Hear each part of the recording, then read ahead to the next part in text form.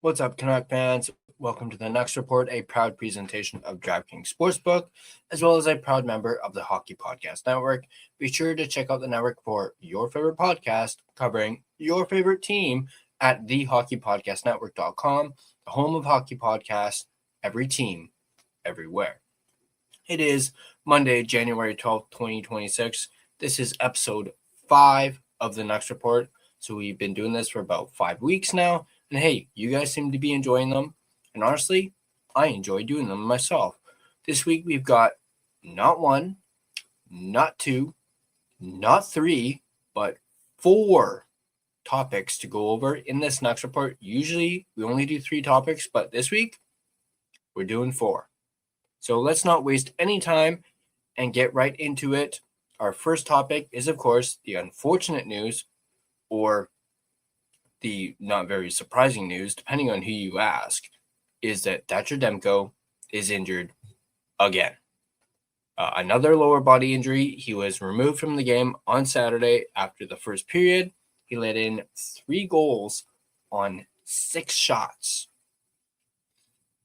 I actually went and looked, as unfortunately, I do have Thatcher Demko in my fantasy league. Actually, a couple of them. But in one in particular, the goalie categories that I get points in are wins, saves, shots against, and shutouts. Those are the categories that I actually get points in. So you can imagine I did horrible with Demko on Saturday. In fact, looking at it, I only got 2 points with Demko. And that's because he only had 3 saves to those 6 shots. So yeah, not good for Demko, but let's go ahead and take a look at the article as well as a tweet from Thomas Drance announcing the news on social media shortly after the game ended. And actually, we even heard from Adam Foote himself, basically confirmed that Demko was not yanked, but he left due to an injury. Here we go again. When speaking to the media following the team's 5-0 loss to the Toronto Maple Leafs, Vancouver Canucks head coach Adam Foote revealed that Thatcher Demko had been removed from the game after the first period due to a lower body injury. While Foote didn't reveal any details about how Demko was hurt, he noted that the former Vezina finalist will be reevaluated over the next few days. There you see Thomas Drance's tweet, basically reiterating the same thing. Demko had given up 3 goals on 6 shots in the first period of Saturday night's loss to the Leafs, marking the 6th consecutive appearance where he had given up at least 3 goals in a game. Kevin Lankinen finished the game allowing 2 goals on 18 shots. While there's no definitive timeline for Demko's return, his status for the remainder of Vancouver's Eastern Conference swing remains in question. The Canucks are tasked with facing the Montreal Canadiens and Ottawa Senators on Monday and Tuesday, before finishing their 6-game road trip next Thursday in a clash with the Columbus Blue Jackets. Another ailment means more absence from Demko. He's already been on the shelf for 14 games this season due to various injuries, including a lower body injury that led to him being placed on injured reserve back in November. This comes after an injury-riddled 24-25 campaign where the San Diego, California native missed 44 games. The number of injuries Demko has suffered over his career has really derailed any momentum he ever creates. Once considered the next big goaltending star in the NHL, the former Boston College star hasn't been able to meet expectations outside of an impressive 23-24 season, where he helped the Canucks capture the Pacific Division title. Man, those days seem like a lifetime ago. This season, Demko is 8-10-1 in 20 starts, posting a 2.90 goals against average and a .895 save percentage with just 1 shutout. Now, the second part of this is the fact that Thatcher Demko, and actually yesterday morning, shortly after I finished my interview with Rick Dhaliwal, which, by the way, if you guys haven't checked out, go ahead and give it a watch. I had a great time talking with Dolly, friend of the podcast, by the way. And actually, Patrick Allvin, I believe it was shortly after I wrapped up my interview with Dolly. And actually, Dolly had to run. So we had to cut the interview short. As you know, Dolly is a very busy man, even though, it was a Sunday morning. He's still getting calls every single day, news, and having to deal with stuff. That's Dolly. So he had to run, and perhaps maybe this is what he got a text message about. Who knows? We shall see. But it could also have been something else too. But anyway, Thatcher Demko, the news that came out was that he was placed on IR. So it says here, not the best update for one of the Vancouver Canucks' more valuable assets. On Sunday, General Manager Patrick Allvin announced that goaltender Thatcher Demko has been placed on injured reserve, retroactive to January 10th, so the previous night. The placement is retroactive to Saturday, January 10th, when Demko suffered a lower body injury during the team's 5-0 loss to the Maple Leafs. He did not lead his teammates out for the second period. There was no update from the team, which would indicate Demko was pulled from the contest after allowing 3 goals and 6 shots. But when head coach Adam Foote was asked about the matter post-game by Thomas Drance, he revealed it was injury related and that he would be reevaluated in a few days. And actually, I saw Dolly would tweet out later in the afternoon that Demko has actually flown back to Vancouver to be evaluated. So he has left the team and is no longer on the trip. So he has gone back to Vancouver to get his injury looked at. With Demko on injured reserve, he will be out for the rest of the Canucks' road trip through the Eastern Conference, to which they will face the Montreal Canadiens, Ottawa Senators, and Columbus Blue Jackets. Vancouver has lost each of their first 3 games on this road trip and have yet to win in 2026, might I add. Also, viewer of the podcast, Justin Credible, actually mentioned that the Canucks have yet to have a lead so far here in 2026. So there's a little stat for you. Thank you for that, Justin. Thank you. Oh, yeah. The 30-year-old netminer won't be eligible to return to the lineup until January 17th, when the Canucks return home to host division rival Connor McDavid and the Edmonton Oilers. So yeah, Demko won't be able to play until January 17th when the Canucks return home. But this is Demko we're talking about. We've heard this same song and dance before. They've said he'll be out until this time, and he ends up being out longer. We saw it earlier this season. We also don't even know what the injury is, other than it's a lower body, which, you're like, oh, great. Lower body. Immediately, people are probably going, is it the knee? Is it the groin, which he's injured already this season? Maybe it's a completely new injury that he's dealing with. Now, with Demko moving to the IR, that actually leads us right into our second topic, which is, of course, some roster moves from the Canucks. But before I get into the other roster moves, because there was one other roster move that doesn't pertain to Demko. With Demko out of action, Vancouver called up Nikita Tolopilo from its AHL affiliate, the Abbotsford Canucks, who will serve as the backup to Kevin Lankinen. The Finnish backstop came in relief on Saturday night, giving up 2 goals on 18 shots across the final 2 periods. It's been a tough 25-26 for Lankinen after playing fairly well last year. The 30-year-old is just 6-11-4 in 22 games thus far, with a 3.49 goals against and a .883 save percentage. Along with another injury being added to his resume, Demko joins a laundry list of players out of action for the Canucks. Centers Marco Rossi, Teddy Bluger, and Filipino are all on injured reserve, while defenseman Derek Forbort is on LTIR. Additionally, forward Connor Garland hasn't played since being slew-footed by the Philadelphia Flyers on December 30th. Following Saturday night's results, the Canucks remain 32nd in the NHL standings, tied with the Jets with 30. I believe that they're no longer tied because the Jets won last night. So the Jets are actually above the Canucks. So the Canucks are alone down at the bottom of the standings. Another injury to Demko won't help them move up the standings. but it should only help their odds at securing a high draft pick in June. Now, we mentioned roster moves. So other than Tolopilo, DPD was sent down to Abbotsford, which is a little surprising considering DPD has spent most of the season with the Vancouver Canucks. Correct me if I'm wrong, I believe he made it out of camp with the Vancouver Canucks. I could be wrong on that, but let me know in the comments down below. DPD has been sent down, and Victor Mancini has been called up.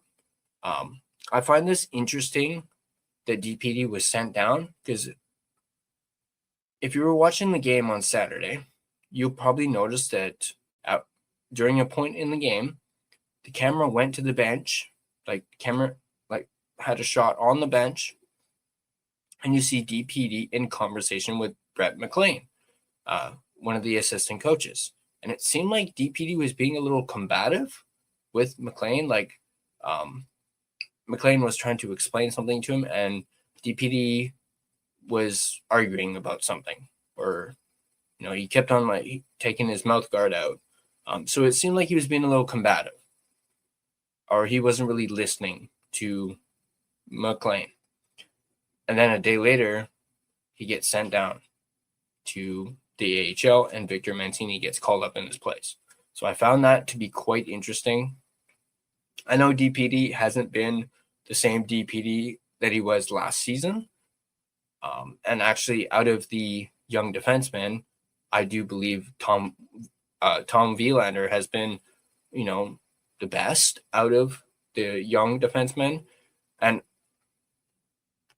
I know how good Bouillon is, but he's still relatively new to the team. He hasn't been around long, but out of, DPD, Wielander, I think Wielander has excelled when DPD has not. So that's just my personal opinion and from what I've seen myself. But Victor Mancini, I think this is great for Mancini that he's being called up. He's spent a lot of time down in the AHL so far this season. He was up with the Canucks for a little bit at the start of the season before being sent down. And he's been down in Abbotsford ever since. I've always been a big fan of Mancini, and that's probably one of the only things I actually liked about the JT. O'Reilly. Check engine, ABS, or maintenance light on? Take the guesswork out of your warning lights with O'Reilly Veriscan. The service is free and provides a report with solutions verified by ASE certified master technicians. And if you need help, we could recommend a shop for you. Ask for O'Reilly Veriscan today. O'Reilly Auto Parts.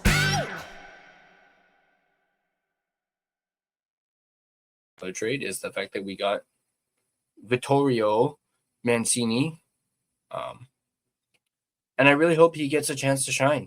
I know, and we'll get into this more when we talk about our fourth topic and Patrick Allvin and Jim Rutherford. But I really hope he gets a chance to shine, and I'm very much looking forward to seeing Victor Mancini in the lineup and seeing how he, having played in Abbotsford for a good chunk of the season, how he's going to adapt to coming back to the NHL. Very much looking forward to seeing that. Now, before we go any further, let's do our mid-show sponsor read, as I thank my main and primary sponsor, none other than DraftKings Sportsbook, the official sports betting partner of the NHL. Never experienced the jaw-dropping moments that make hockey? Well, you can experience them all with DraftKings Sportsbook, an official sports betting partner of the NHL. Missouri listeners, listen up.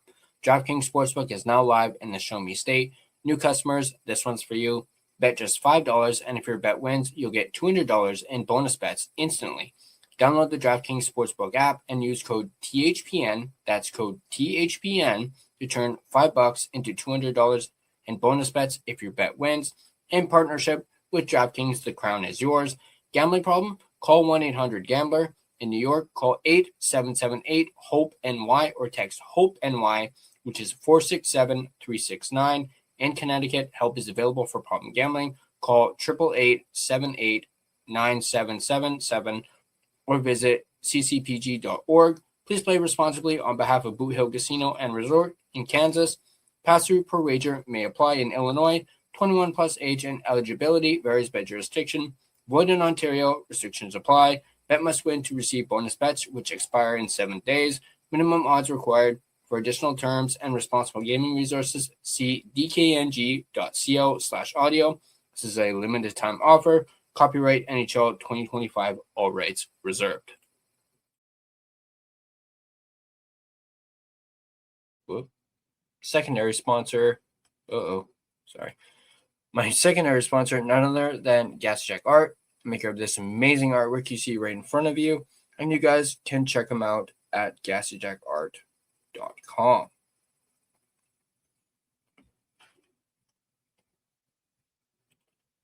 All right, let's get back to it. We're going to be diving into our third topic. And I'm probably going to keep this one a little bit short. But here, where are we at?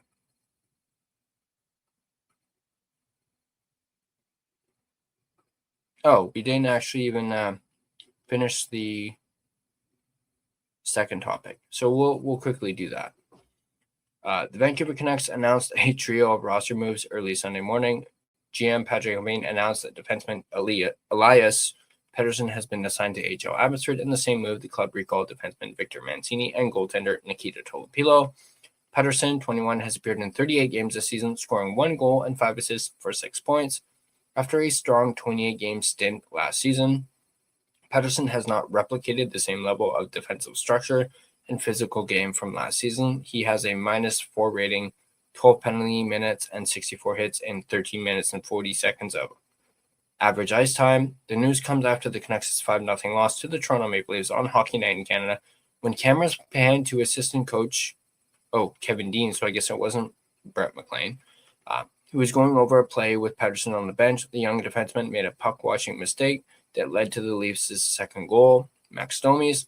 Of the first period, he had 10 shifts through the first 2 periods and nearly matched that once the game was out of reach for the third period with 8 shifts.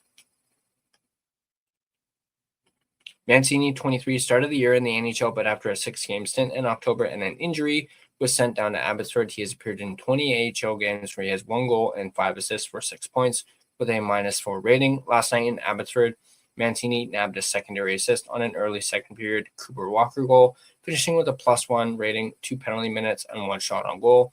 He will compete with P.O. Joseph for the 6th and final roster spot on the blue line. Tolopilo, 25, has played well in the NHL already this season. He started games against the Anaheim Ducks, San Jose Sharks, and Minnesota Wild, finishing with a 2-1 record and a 2.74 goals against and a .911 save percentage. Since that stint, Tolopilo has appeared in 4 games for Abbotsford, where he has a 2-1-2 record, a 3.15 goals against, and a .872 save percentage. These numbers are heavily inflated after his last performance against the Bakersfield Condors, where he allowed 5 goals on 18 shots. After Demko left Saturday night's contest against the Leafs, Tolopilo will back up Kevin Lankinen for the time being. There's still no further update on the Demko injury. Tolopilo will assume backup duties until then. Now, let's get into our third topic. And we're going to be talking about Jesperi Kotkaniemi. I know. And whether or not the Canucks should just give in and acquire him. I mean, he's 25 years old. He fits within their age range and what the Canucks are looking for, but he's got 6 points in 25 games. 1 point in his last 11 games. And that 1 point was an assist on December 20th. His last goal, November 8th. He has not scored a goal in over 2 months. That's 13 games. Although he has been a healthy scratch the last 4 games. And matter of fact, he's been a healthy scratch a lot this season. At least I think he's been a healthy scratch. I it's Carolina Hurricanes. I don't cover the Hurricanes, so I don't pay too much attention. But I noticed he wasn't playing a whole lot. So when it comes to Kotkaniemi, it's no bueno for me. I do not want this guy at all. And to think this guy was a former 3rd overall pick back in 2018, he's essentially Carolina's Petey, maybe worse. But let's go over an article that talks about actually why the Canucks shouldn't trade for Jesperi Kotkaniemi. So it's kind of going to back up, why I don't want them to get him. And actually, this article was written by Tyson Cole from Canucks Army, who I actually ran into at the watch party on Saturday. It appears that a former Vancouver Canucks target is being made available for trade. According to Sportsnet's Elliot Friedman, the Carolina Hurricanes and Jesperi Kotkaniemi are both looking for a fresh start. So Kotkaniemi did not make the Finnish Olympic team, and we kind of talked about how surprising it is that he really wasn't on the radar. I think anybody would understand that it was a really painful moment for him. Very, very disappointing. Just in making some calls on Thursday, I started hearing Kotkaniemi's name a bit. I think what's happening is in the aftermath of him not making the Finnish team, there's an understanding around the league that he needs a fresh start, and the Hurricanes are considering it. I think they have some offers coming their way. Kotkaniemi has been in some offers. The Hurricanes offered him to LA for Philip Danault. Canucks decided not to do that. Smart on their part. They offered him to Vancouver in the Quinn Hughes package. It sounded like their package involved Kotkaniemi and Nikhajian. But in Vancouver, we've done this song and dance before with Kotkaniemi. He has been linked to the Canucks for a while, whether in a potential Elias Pettersson trade, a Quinn Hughes trade, or simply as a regular target. However, it didn't make sense then when the Canucks were still trying to compete, and it would make even less sense now when they're headed towards a rebuild. Kotkaniemi, 25, has only appeared in 25 of the Hurricanes' 44 games this season, often serving as a healthy scratch. So there you go. Finnish centerman has just 2 goals and 6 points with a -2 rating in just 11 minutes and 8 seconds of average ice time. He's not trusted to play in every game. When he does get in, he's only getting 4th-line minutes. Wow. Okay, I didn't realize it was that bad. Sorry, guys, I got something in my eye. Not only is the 2018 3rd overall pick not producing offensively or defensively, he's dead last in Corsi percentage, shot share, expected goals percentage, scoring chances, and high danger scoring chances for percentage of all Hurricane forwards at 5-on-5, but he's got an ugly contract that comes with that baggage. Yeah, we haven't even talked about his contract. After hitting restricted free agency as a member of the Montreal Canadiens, Kotkaniemi signed an expensive offer sheet with the Hurricanes as a payback move after the Sebastian Aho offer sheet a few summers earlier. Hurricanes signed Kotkaniemi to a 1-year, $6.1 million deal contract, a deal the Canadiens had no choice but to accept compensation for. In turn, the Hurricanes might now regret this decision, as with a high AAV as an RFA, Kotkaniemi's qualifying offer would have been high. As a result, the Hurricanes' hands were tied as they had to meet the player's higher ask, which came to an 8-year, $4.82 million AAV contract. During his time in Carolina, Kotkaniemi reached a career high of 18 goals and 43 points in 22-23, but has since declined. It's officially hit rock bottom now, with him not even making the lineup every night. How would he fit in on this Canucks team? Honestly, he wouldn't. The only reason he fits is that he technically fits the Canucks' goal of adding players 25 or under right now. He'll turn 26 this summer, like I said. But as it stands, the Canucks are trying to offload forwards from their roster, not only to build assets for the future, but to give the young players on their current roster more ice time and more opportunity to see what they have in them to determine whether they are a piece of the future or they can be an asset to use in a trade that becomes a piece to help the future. While not deep in talent, the Canucks have Elias Pettersson, Marco Rossi, Philip Hedl, Teddy Bluger, David Kampf, Aatu Räty, and Max Sasson as centers on the roster. Of course, Rossi, Hedl, and Bluger are currently out with an injury, but the latter two appear close to returning as they are on the current road trip. Reinforcements down the middle are coming. That's not a real positional need for Kotkaniemi anymore. Is this not another reclamation project? The Canucks have already tried that this season with Lukas Reichel. How did that work out? Of course, Kotkaniemi has been more productive at the NHL level than Reichel has, but the situation remains the same and underproducing forward who needs a change of scenery. And what would Kotkaniemi cost? Whatever his price tag, the Canucks are in the business of acquiring picks and futures, not trading those for roster players. Now, nothing about the move would make sense from a Canucks perspective. The player would not be a part of the team's future. It doesn't exactly fit into the Canucks' preferred age range. And they can't make the excuse of, well, at least he's producing, because he's often a healthy scratch. This move didn't make sense when they thought they were contending. It doesn't make sense now. Learn from the mistakes of trading futures for win-now veterans, aka Marcus Pettersson and Drew O'Connor, and let another team give Jesperi Kotkaniemi a chance to revitalize his career. So there you go. Even more reason not to go after someone like Kotkaniemi. I mean, I already told you guys my feelings on it, and it looks like me and Tyson are in the same boat on this. But let's get into our final topic, and that is, of course, Jim Rutherford and Patrick Allvin clarifying their rebuild comments and revealing what the rebuild plan really is.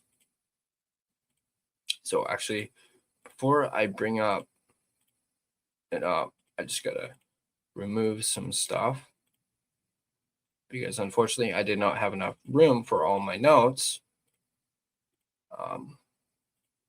So I'm going to quickly bring this up. Then I'm going to bring up the others real quick. So give me one quick second here, guys. Unfortunately, StreamYard only allows you to upload 10 images at a time, and I was at 10 with all my notes. Oop.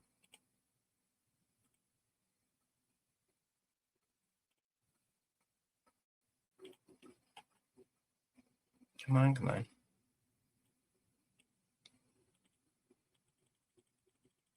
And I really wish you could click multiple and open multiple at the same time. That would be fantastic. Maybe an idea for a future addition for StreamYard.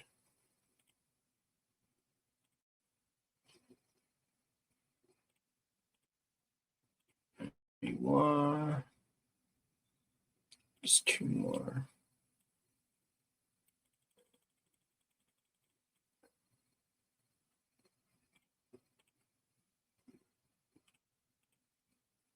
One more. Then we'll be right on our way to discussing this. All right, here we go. Let's get into it.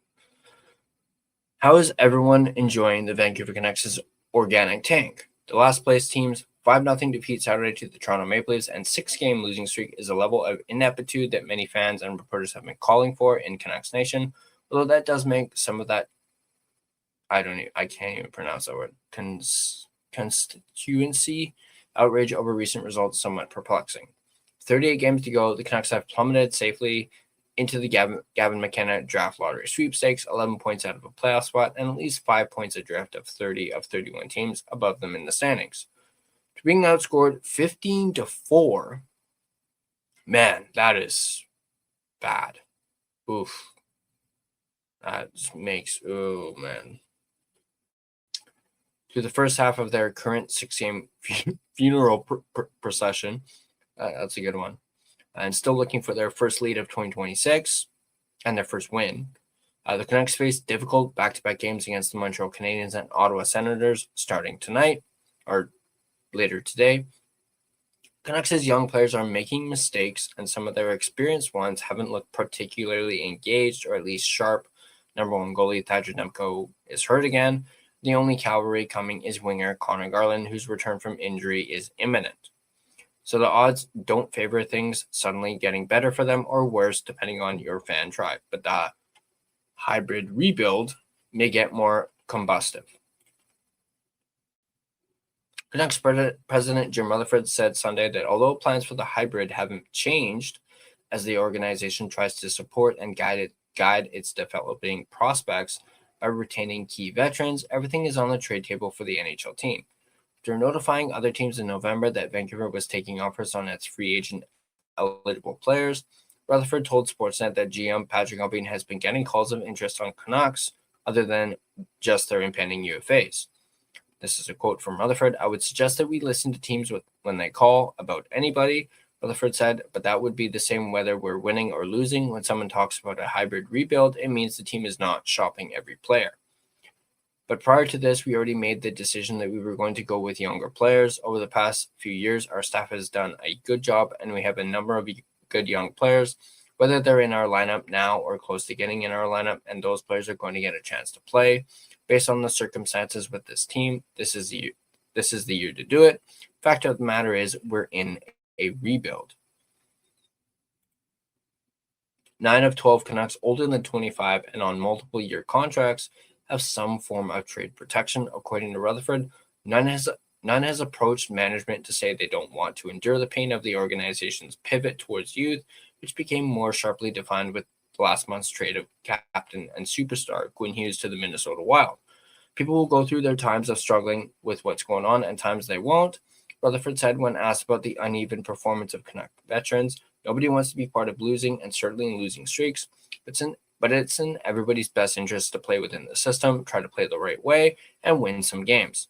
For anybody that totally drops off from that, it's only going to hurt the individual more, so then it will hurt the team. We have a number of first-year players in our lineup, which is what we want. It's the direction we want to go. We have to realize we're in a process now. Okay, we have to learn to play the game the right way and learn when and when not to try to do things. And we're seeing those mistakes very clearly this week. We can make better choices to prevent goals, and that's what we want to see from this group. We have to learn from our mistakes."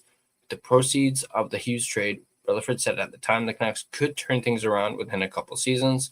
That belief was predicated on the idea that a full rebuild could be avoided by retaining some key veterans still young enough to be contributing once the new wave of prospects mature as NHL players. Now, that was the Jim Rutherford part. We actually are going to dive into, after this slide, we're going to dive into the Patrick Allvin part, because they each did separate interviews again. So this is the last bit of the Jim Rutherford one. Allvin later termed it a quote-unquote hybrid rebuild. The process of a rebuild would take 2 or 3 times longer if you just go with young players, Rutherford said Sunday. You have to have the right veteran players to mentor these up-and-coming players. If you do that, the rebuilding process doesn't have to be nearly as long. We happen to have some very good veteran players that can, and I believe, are willing to play in a situation like this and be good mentors. Shortly after Rutherford's interview, the Canucks announced that one of their, that was talking about DPD, and then Tolopilo as well. The Canucks did not practice Sunday in Montreal. All options will be open as far as development, Rutherford said. Our plan this year, before we added Zeke Bouillon, is that our young defensemen would go up and down to the minors and get different reps in the AHL and be able to play not under the same pressure you get at the NHL level. Some of the mistakes I'm saying are very correctable, but all of those options are open. He said the same applies to the trade market. Whether you win 10 in a row or lose 10 in a row, those options should always be there, Rutherford said, and even more so now with where this team is. Now we're going to get into the Allvin part now. This article was also written by Tyson Cole. And actually, do I not have another one? Give me one quick sec. I just want to add another one. Where is it?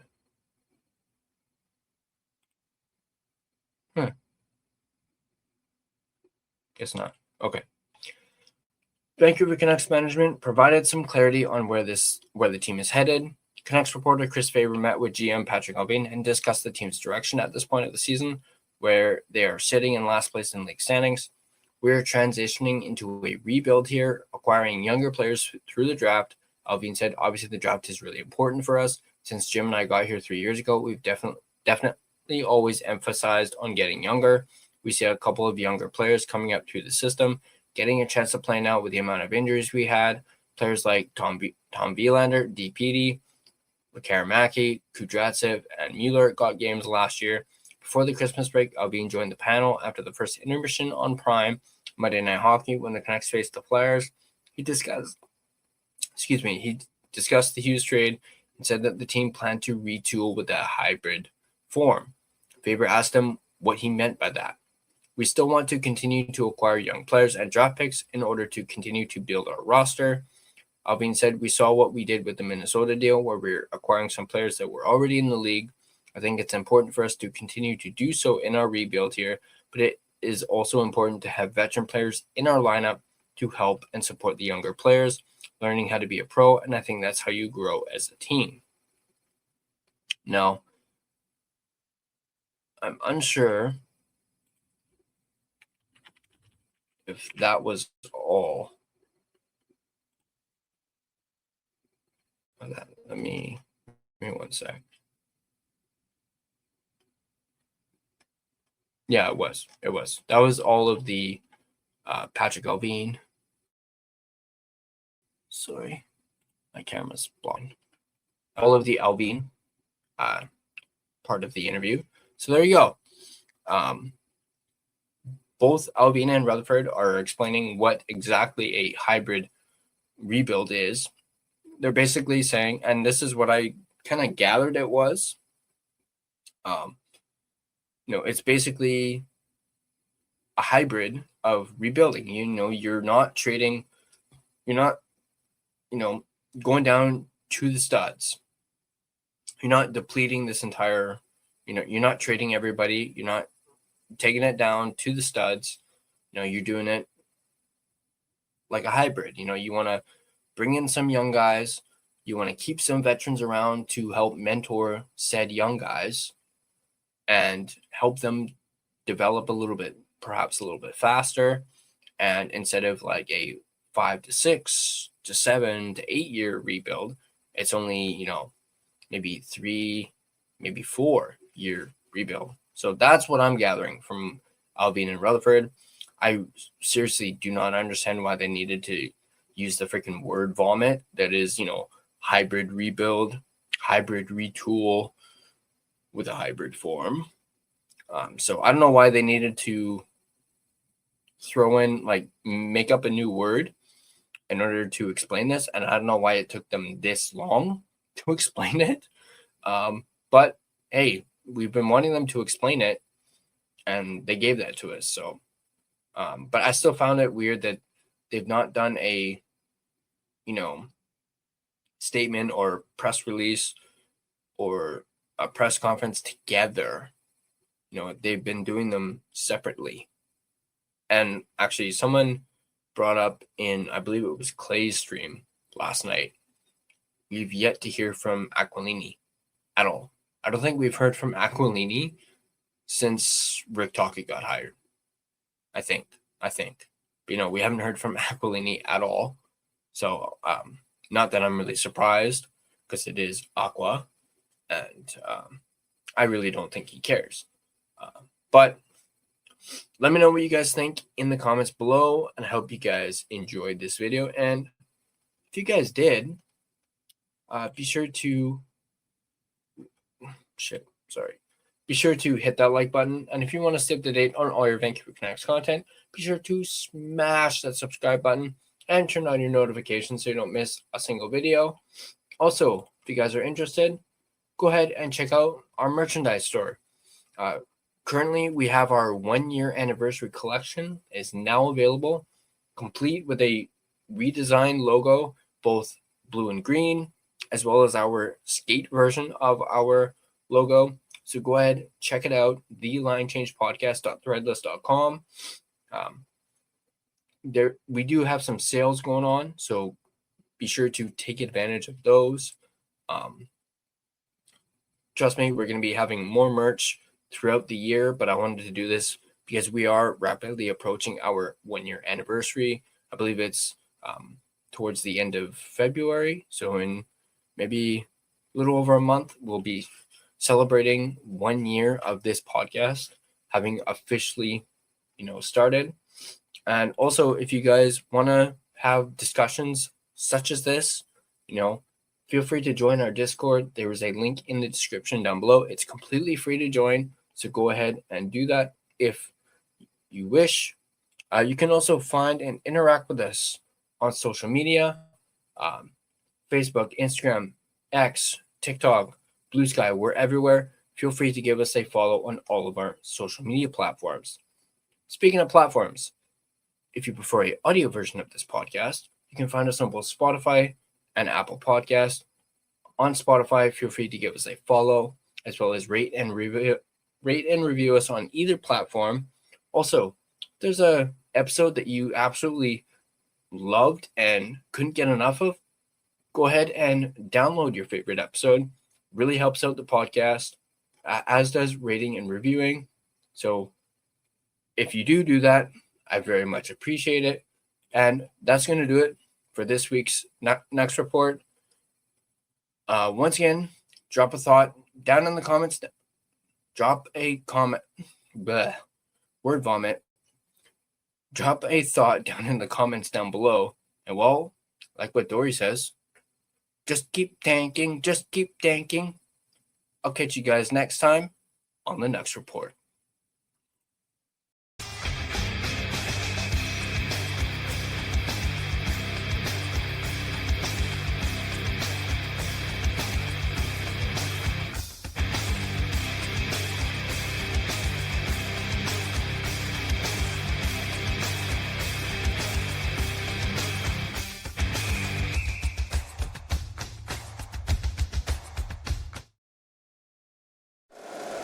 If you like the show, please take a moment to rate, review, and subscribe. It really does help the show to grow.